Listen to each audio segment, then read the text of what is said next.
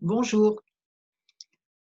Il y a tellement souvent des sujets qui fâchent et où on part au quart de tour, même avec des gens qu'on aime beaucoup ou pas. C'est parti, on a raison, l'autre a tort et lui pense pareil et ça part en vrille, quoi.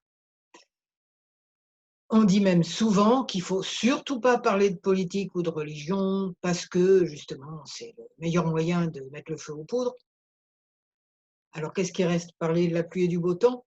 Même la pluie et le beau temps, ça peut dégénérer. Avec le réchauffement climatique, on ne sait jamais. Bon, ce qui se réchauffe trop souvent, c'est les esprits. Dans ce cas-là, qu'est-ce qu'on fait? Parce que je suis convaincue qu'on peut parler de politique, de religion et de réchauffement climatique sans partir en guerre. Juste, on ne sait pas beaucoup le faire. Déjà, la CNV est un outil fantastique pour régler plein de situations et vous allez voir qu'elle va aider pour ça. Donc, je vais prendre un exemple de situation conflictuelle en ce moment, c'est le port du masque. Il y a des gens qui sont en ébullition pour le port du masque, qui se le portent toute la journée et qui en veulent terriblement aux gens qui ne font pas pareil.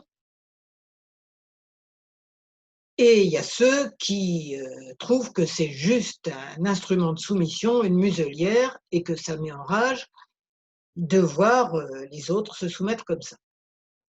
Maintenant que je pense de plus en plus que ça nous empêche de respirer, donc ça nous fait vraiment pas du bien.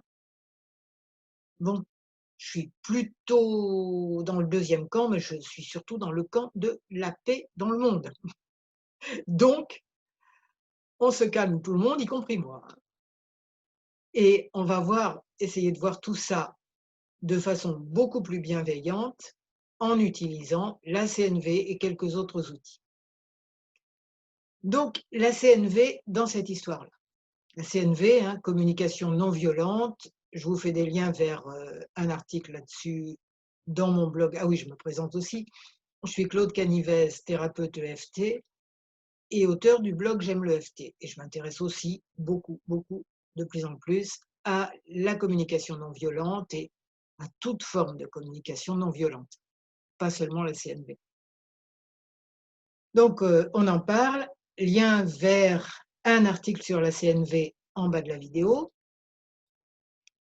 Et on revient sur ce sujet du masque. Donc, dans la CNV, on attache beaucoup d'importance au ressenti des deux parties en présence, hein, de toutes les parties en présence, on va dire deux pour simplifier quand même, à leur ressenti et à leurs besoins. Donc déjà, si on voit cette discussion pour ou contre le masque, en termes de besoins, dans les deux cas, les gens ont envie d'être heureux. Ça, c'est tout le monde, quelquefois avec des moyens un peu bizarres. Ce qui va être commun là, c'est le besoin d'être en bonne santé et que tout le monde soit en bonne santé. C'est-à-dire que personne n'attrape ce fameux virus et de préférence rien d'autre de désagréable. Il n'y a quand même pas que le coronavirus dans la vie, il faut se rappeler. Et donc un besoin de santé pour soi et un besoin de contribution pour les autres en évitant de leur transmettre des trucs pas bons, virus et autres problèmes. Ce besoin ce besoin est tout à fait généreux. Le ressenti de ceux qui veulent le masque absolument à toute fin, c'est la peur de la contagion et la peur, plus la colère, vis-à-vis de ceux qui, selon eux, propageraient ce virus. Quant à ceux qui refusent le masque, ou qui vraiment ne le portent que quand il y a le pistolet sur la tempe, c'est-à-dire une obligation absolument obligatoire, quoi, euh, ont peur, eux, du totalitarisme que ça peut représenter, tout ça. Et ont peur pour leur santé aussi, parce que le masque ne laisse pas vraiment passer l'air, il laisse bien passer les microbes, d'après ce que je crois en ce moment, hein. On évolue tout le temps avec cette histoire-là. Un jour, on pense quelque chose, le lendemain, on est moins sûr. Donc voilà, le désir est aussi un désir de bonne santé de soi, de bonheur de soi, de liberté aussi, hein, et de contribution, c'est-à-dire que les autres ne soient pas malades avec ce truc qui peut mettre les poumons dans un sacré état, je pense. Ce n'est que mon point de vue. D'où l'intérêt de pouvoir discuter calmement avec les gens qui pensent le contraire. Donc, on a vu besoin, le même, celui d'être heureux et en particulier en bonne santé et particulièrement besoin de contribution en faisant en sorte que les autres soient aussi en bonne santé et sentiments qui touchent beaucoup à la peur et à la colère. Donc, même combat quoi, quelque part, un point partout. Déjà de savoir ça, ça permet de s'apaiser un peu. Autre chose, c'est important de connaître ce qui est les axiomes des gens, c'est-à-dire leurs postulats fondamentaux. Pour certains, c'est le virus est dangereux et c'est focalisation absolue là-dessus. Le coronavirus est le truc le plus dangereux du monde et il faut tout faire pour l'éviter. Je caricature un peu, mais quand on parle des croyances des uns et des autres, des axiomes des uns et des autres, là, dans ce cas-là, on est obligé de simplifier.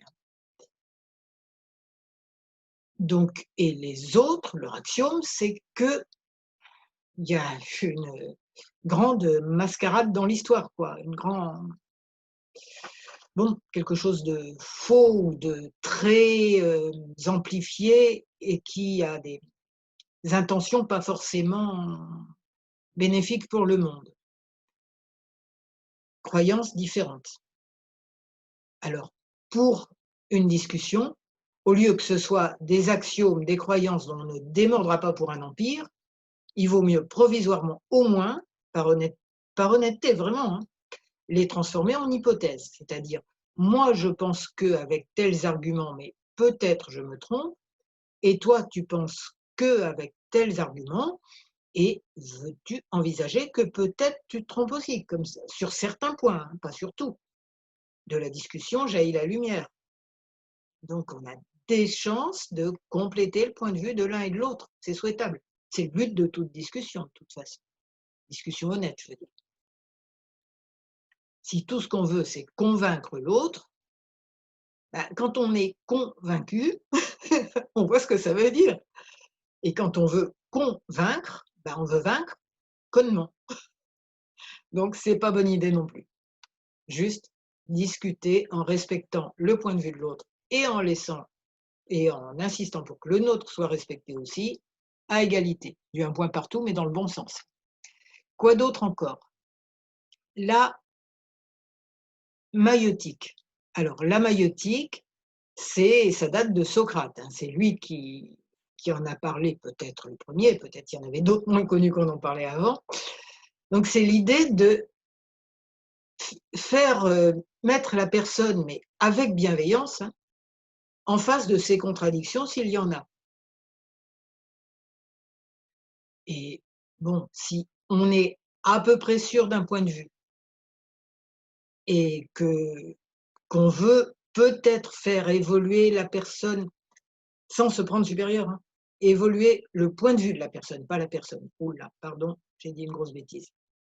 Évoluer le point de vue de la personne, le faire changer, le faire voir sous d'autres angles et voir soi-même sous d'autres angles, toujours bien sûr. Donc, pour faire cela, avoir ce dialogue où on va